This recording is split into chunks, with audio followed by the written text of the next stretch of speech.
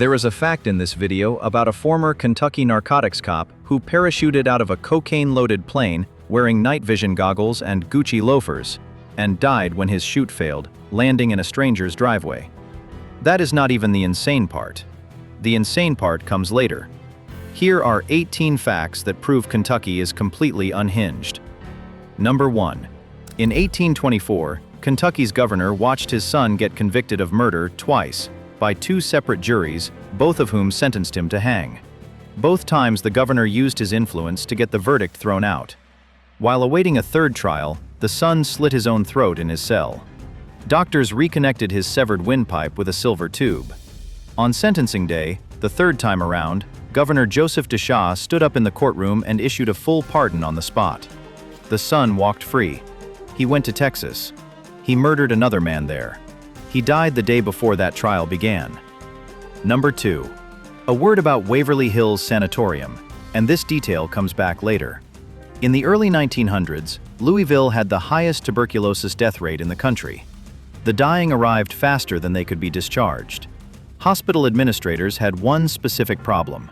The living patients could see the front entrance from their rooms, and every time a body was carried out, morale collapsed. So they built a 500-foot underground tunnel from the basement to the railroad tracks at the bottom of the hill. Staffers would slide the bodies down in the dark, in the middle of the night, load them onto rail cars, and disappear. They called it the body chute. Number 3.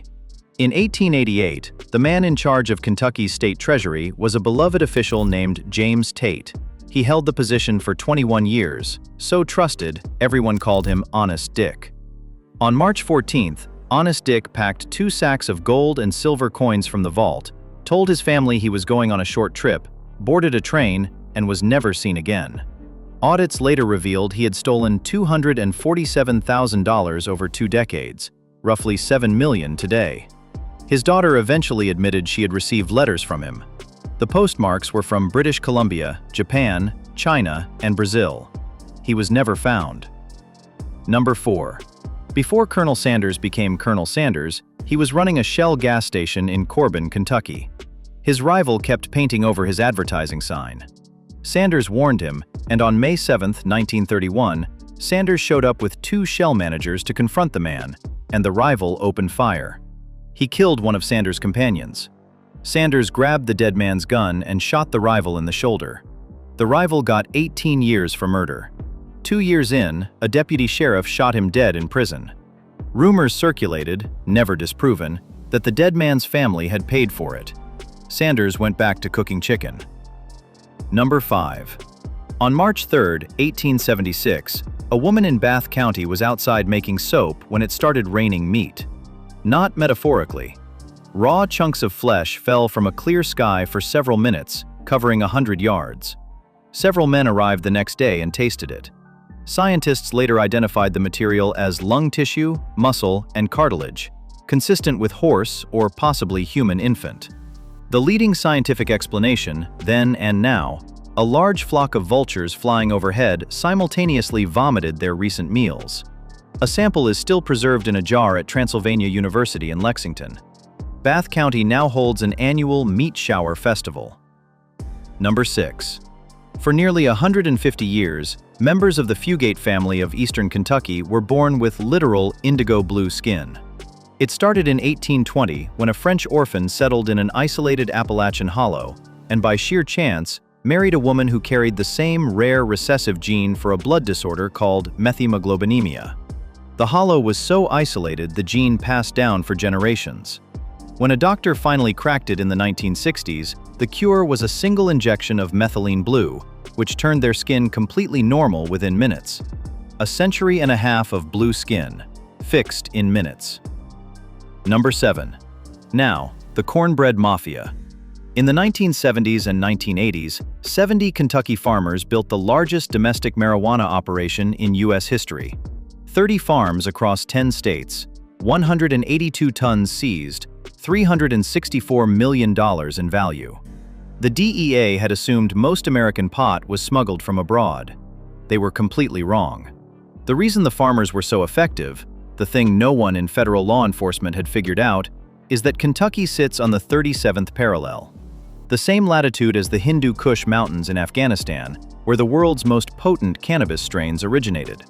They knew the soil, they knew the climate, and that same latitude is why Kentucky produces something else entirely. That one comes back in a minute. Number 8. On August 21, 1955, two Kentucky families drove to the Hopkinsville police station in visible terror, claiming their farmhouse had been besieged for 4 hours by small, glowing, metallic creatures. Two of the men said they had fired guns at them dozens of times. Police drove out and found exactly what the families described: dozens of bullet holes with no other explanation. Multiple law enforcement agencies investigated and confirmed the damage. No bodies, no craft, no physical evidence of the creatures. The incident is now considered one of the most documented UFO encounters in history, credited as the direct origin of the little green men alien stereotype, and cited by Steven Spielberg as an influence on E.T. Number 9. Remember Waverly Hills and the Body Chute? Here is the number. Between 1910 and 1961, an estimated 63,000 people died inside that building. No cure existed for most of that time. Doctors tried collapsing patients' lungs surgically, removing ribs, strapping patients to outdoor porches in freezing weather because fresh air was believed to help. It usually did not. By the time antibiotics finally worked, the Body Chute had been running for decades. Number 10. Back to that latitude. The cornbread farmers used it for cannabis. Here is the other thing it produces. Kentucky makes 95% of the world's bourbon. Right now, 16.1 million barrels are aging in state warehouses, more than 3 barrels for every person living there. Kentucky is also the only place on Earth that taxes aging barrels of spirits, meaning every barrel getting better in a warehouse is accruing a tax bill while it waits. In 2025, distilleries paid $75 million in barrel taxes, a 163% increase over 5 years. They pay it anyway. There is nowhere else the bourbon can come from. Number 11. Now, the Gucci loafers. Andrew Thornton grew up in a wealthy Kentucky horse-breeding family, became a U.S. Army paratrooper, then joined the Lexington Narcotics Squad. At some point, he switched sides. By the early 1980s, he was smuggling cocaine from Colombia, and his network had allegedly reached the governor's office, the DEA, and possibly CIA operations in Central America. On September 11, 1985, Thornton flew a Cessna loaded with 880 pounds of cocaine north from Colombia, kicked duffel bags out over Georgia, then jumped himself. The chute failed. He landed in a driveway in Knoxville. Bulletproof vest, night vision goggles, Gucci loafers, 2 pistols, a survival knife, $4,500 in cash, and 79 more pounds of cocaine on his body. 2 months later, a hunter found a 175-pound black bear dead in a Georgia forest, surrounded by 40 opened cocaine containers. The bear had consumed nearly all of it. The bear died of an overdose. That bear is now on display at a mall in Lexington. Number 12. In 1799, a Swiss immigrant named Jean-Jacques Dufour convinced Kentucky investors he had secured elite European grapevines to launch America's first commercial winery. The European vines were planted and died immediately, killed by local diseases they had no immunity to. Rather than admit this, Dufour replaced them with wild American native grapes and said nothing. The wine was made. The winery succeeded. Dufour accidentally invented the American wine industry entirely on a bait and switch. Number 13. Between 2008 and 2015, workers at Kentucky's Buffalo Trace and Wild Turkey distilleries systematically stole Pappy Van Winkle bourbon, one of the rarest spirits in the world, not bottle by bottle, but barrel by barrel, loading them onto trucks and walking them out.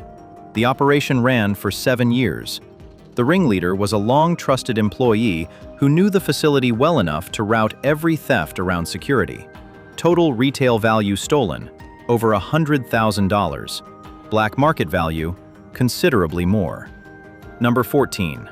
The Hatfield-McCoy feud, the most famous family conflict in American history, began after the Civil War along the Kentucky-West Virginia border. Historians dispute the origin. Some say divided loyalties. Some say a land dispute. Some say a stolen pig. Whatever started it, the two families spent 30 years killing each other's relatives. The feud became so legally tangled, each family essentially untouchable in their home county, that it required a United States Supreme Court ruling to resolve a jurisdictional dispute over who could arrest whom. The families did not sign a formal peace treaty until 2003. That is within living memory. Number 15. In 2021, a Kentucky man named T.J. Hoover was declared brain dead after a drug overdose and prepared for organ donation surgery. On the way to the operating room, his sister saw his eyes open and track the room. She was told it was reflexes. In the operating room, Hoover began thrashing. He appeared to be crying. Two surgeons refused to proceed and walked out. The surgery was canceled. T.J. Hoover survived. He now lives with his sister, walked her down the aisle at her wedding in 2023, and still has partial memory loss, balance problems, and difficulty speaking. The Kentucky Attorney General opened an investigation. It is ongoing. Number 16. This next one starts in Cincinnati and ends in a Kentucky field with no explanation.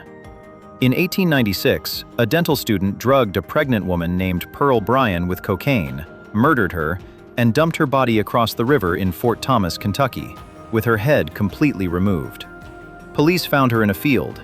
No head, no identification. The only reason anyone knew who she was, the tag sewn into her custom-made shoes. Her head was never found, to this day. Both killers were convicted and hanged at the Newport courthouse. They survived the initial drop. The rope didn't break their necks. It strangled them, slowly, in front of a crowd. Pearl Bryan's headless body is buried in Indiana. Her head is still out there somewhere, possibly in Kentucky. Number 17. When Man O' War, winner of 20 of 21 career races, the greatest American racehorse of the 20th century, died in Kentucky in 1947, it took 13 men to lift his 1,300-pound body from his stall. He was embalmed, said to be the first horse ever to receive that treatment, placed in an oak casket lined with racing silks, and given a funeral attended by over 2,500 people. 9 eulogies. Broadcast live on NBC Radio. Racetracks across the country lowered their flags. Japan's cavalry division held military honors. A bugler in racing silks played taps. Number 18. The town of Middlesboro, Kentucky sits inside a meteor crater. Not near one, inside one. 300 million years ago, a meteorite slammed into the Appalachian Mountains and left a 3.6-mile bowl. English businessmen arrived in 1886, built a coal town in the valley, and had no idea why the land was round. Scientists confirmed the impact origin in 1966.